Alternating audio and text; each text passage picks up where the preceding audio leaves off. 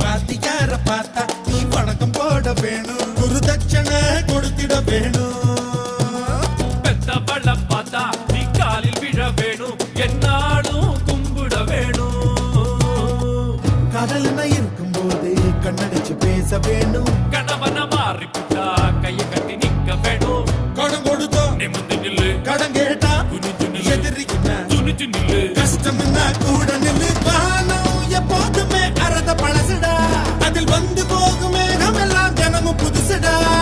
ரெண்டு காலு புயல போல ஆட்டம் போடலாம். ரயில் வண்டி போகும் ரூட்டுல மாட்டு வண்டி போக முடியுமா?